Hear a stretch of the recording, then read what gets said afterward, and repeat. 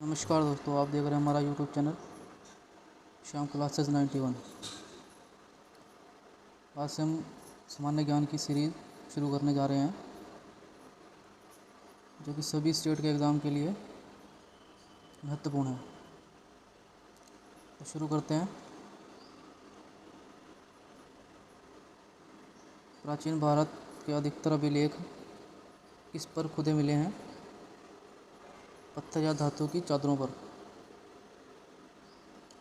भारत की हिंदी, पंजाबी, बंगाली, गुजराती, मराठी, तमिल, तेलुगु, कन्नड़ आदि सभी भाषाओं की लिपियों का विकास किस लिपि से हुआ है?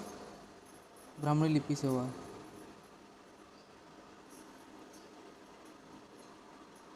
उत्तरी पश्चिमी भारत में मिले अशोक के कुछ अभिलेख किस लिपि में हैं?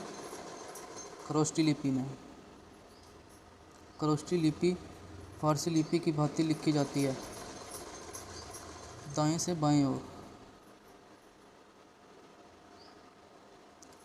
गुप्त काल से पहले के अधिकतर अभिलेख किस भाषा में हैं? प्राकृत भाषा में हैं। गुप्त और गुप्तोत्तर काल के अधिकतर अभिलेख किस भाषा में हैं? संस्कृत भाषा में हैं। पुष्यमित्र शुंग ने अश्वमेध यज्ञ किए थे, यह किससे ज्ञात होता है? पतंजलि के महाभाष्य से। एशिया माइनर के स्थान पर लगभग 1400 ईसा पूर्व का संधि पत्र अभिलेख मिला है। बोगज कोई नामक स्थान पर। भारत के प्राचीनतम सिक्कों पर अनेक प्रकार के चिन्ह उत्कीर्ण हैं। जिन सिक्कों पर किसी प्रकार के चिन्ह नहीं हैं, ऐसे सिक्के क्या कहलाते हैं? आहत सिक्के।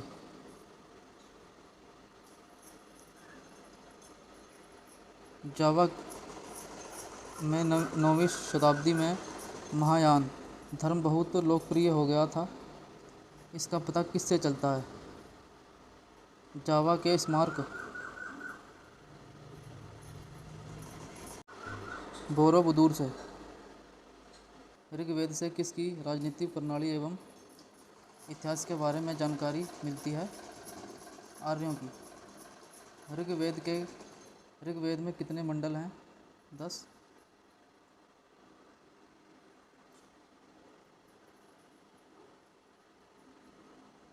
चातुर्वर्ण समाज की कल्पना का आदि स्रोत किस वेद में है? ऋग्वेद के 10वें मंडल में। वर्णित पुरुष सूक्त में।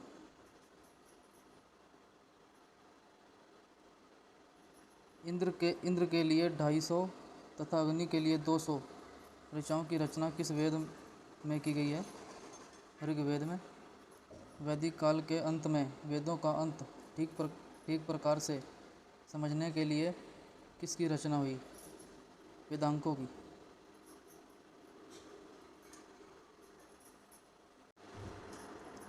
ऐसे सूत्र जिनमें विधि और नियमों का प्रतिपादन किया गया क्या कहलाते हैं? कल्प सूत्र। कल्प सूत्रों के कितने भाग होते हैं? 3। स्रोत सूत्र, ग्रह सूत्र और धर्म सूत्र।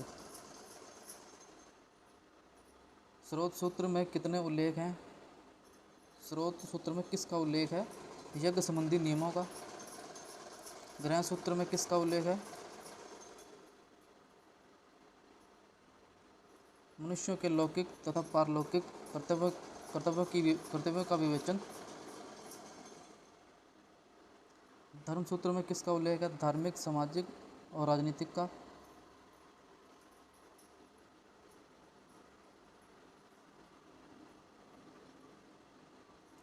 व्याकरण ग्रंथों में सबसे महत्वपूर्ण ग्रंथ कौन सा है? पाणिकृत अष्टाध्यायी। ईसा पूर्व 2री शताब्दी में पतंजलि ने अष्टाध्यायी पर महाभाष्य नामक टीका लिखा, जिससे हमें किसके बारे में जानकारी मिलती है? पुष्यमित्र शुंग के विषय में जानकारी मिलती है।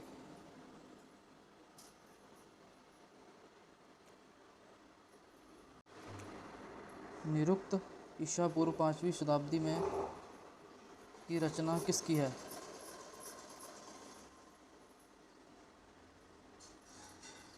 यस्क ने। सूत्र साहित्य के बाद किसकी रचना हुई? स्मृतियों की। सबसे प्राचीन स्मृति मनुस्मृति। बौद्ध साहित्य और जैन साहित्य। सबसे प्राचीन बौद्ध ग्रंथ कौन सा है? त्रिपिटक।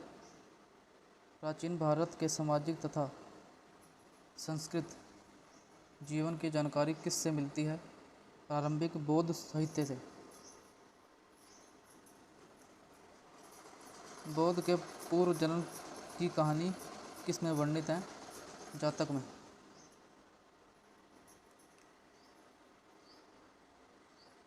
जैन धर्म का प्रारंभिक इतिहास किससे ज्ञात होता है? कल्पसूत्र से। कल्पसूत्र की रचना भद्रबाहु ने की थी। किस जैन ग्रंथ में महावीर के जीवन कृत्यों तथा अन्य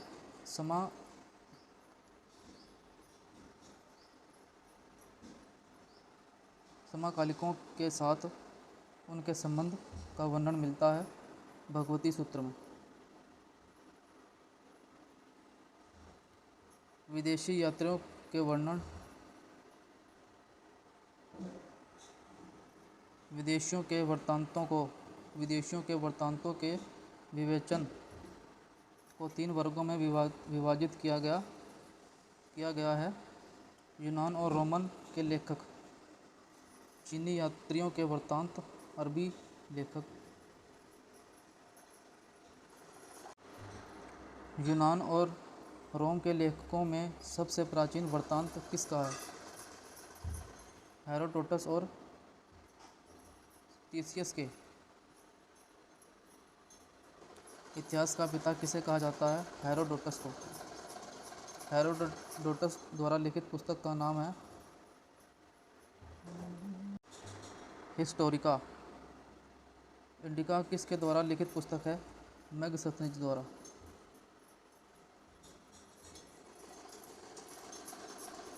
मेगस्थनीज सेल्यूकस के राजदूत के रूप में किसके दरबार में रहते थे?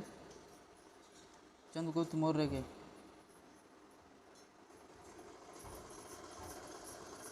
एक अज्ञात यूनानी लेखक ने 80 ईसा के लगभग भारतीय समुद्र तट की यात्रा की।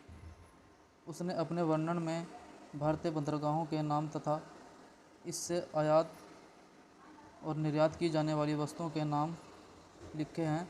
इसका वर्णन किस पुस्तक से मिलता है?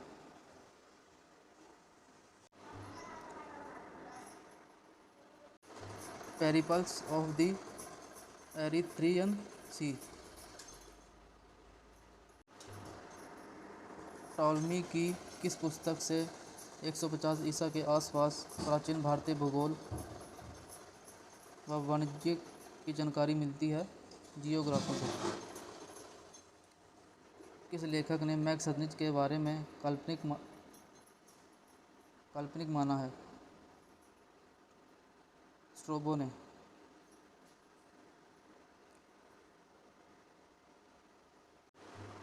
नेचुरलिस हिस्टोरिका भारत और इटली के बीच होने वाली व्यापारिक संबंधों की जानकारी देती है। यह पुस्तक किसके द्वारा लिखित है?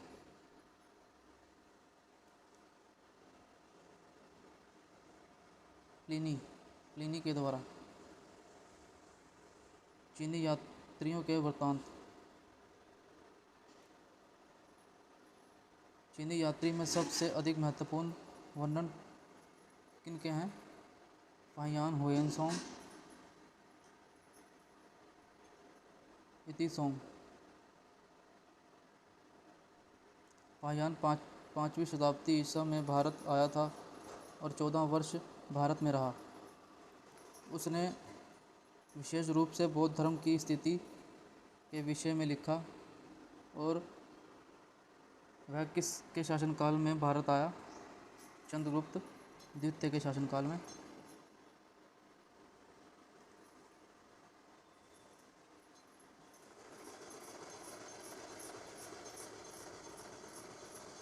इत्सोंग भारत कब आया? 7वीं शताब्दी के अंत में। गुप्त काल में भारत की सामाजिक, आर्थिक और धार्मिक स्थिति की जानकारी फाहियान की किस पुस्तक से मिलती है? फूको की। फाहियान की पुस्तक का नाम। हुएनसोंग किसके शासनकाल में भारत आया था? हर्षवर्धन के समय में भारत आया था। संयुग की पुस्तक की रचना किसने की? हुएनसोंग ने।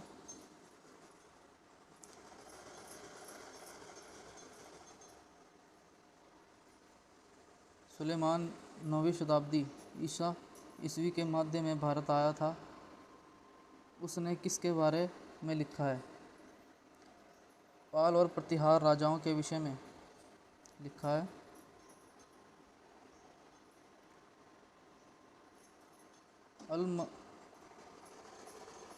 अल मसूदी जिसने राष्ट्रकूट राजाओं की महत्ता के विषय में लिखा। भारत कब आया था?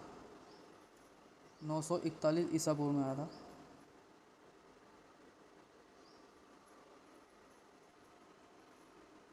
अरबी लेखकों में सबसे प्रमुख अल ब्रूनी था। वह किसके समकालीन था? महमूद गजनवी के।